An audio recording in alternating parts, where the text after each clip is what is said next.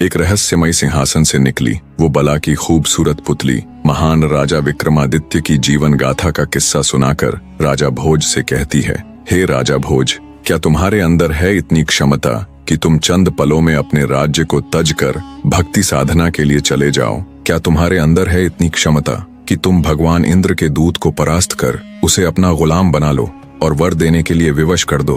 क्या तुम्हारे पास भी है राजा विक्रमादित्य की तरह वो 4 शक्तिशाली वीर जो तुम्हारे बस एक इशारे पर तुम्हारे लिए कुछ भी कर दें?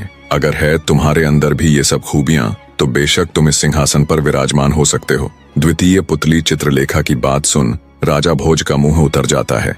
विक्रमादित्य के किस्से सुन राजा भोज को खुद पर बड़ी लज्जा महसूस हुई। उन्होंने अपने मन में विचार किया कि वो तो विक्रमादित्य के सामने सच में ही एक तुच्छ मनुष्य है। सच में कितने महान थे विक्रमादित्य, जिन्होंने एक साधु के कहने मात्र से अपना सिंहासन त्याग दिया और राजकाज छोड़कर वर्षों जंगलों में रहकर तप किया। कितने शक्तिशाली थे वो, जिसने देवताओं के भेजे दूत को चंद पल्लों में अपने सामने झुकने पर मजबूर कर दिया। ये सभी विचार करते करते उन्होंने सोचा, पर अब तो विक्रमादित्य यहाँ नहीं है, अब तो उनका समय नहीं है। ये समय मेरा है और मुझे पूरा अधिकार है इस दिव्य सिंहासन पर विराजने का।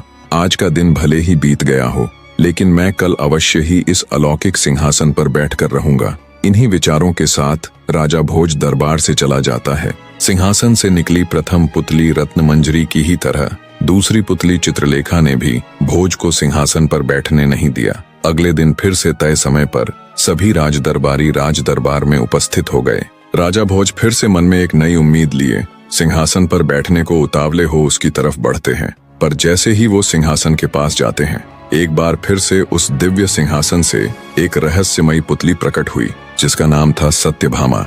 राजा भोज को सिंहासन की तरफ बढ़ता देख तीसरी पुतली सत्यभामा गरजती हुई बोली, रुकिए राजा भोज, इस सिंहासन पर बैठने से पहले ये तो जान लो कि क्या तुम इसके योग्य हो भी कि नहीं। जिस महान व्यक्ति का ये सिंहासन था, क्या तुम भी उसके जितने योग्य हो? पुतली की बात सुन राजा भोज के कदम एक बार फिर जहां के तहां रुक जाते हैं। सिंहासन से निकली तीसरी पुतली सत्यभामा अन्य पुतलियों की ही तरह राजा भोज को वीर विक्रमादित्य का किस्सा सुनाना प्रारंभ करती है। तो सुनो राजन,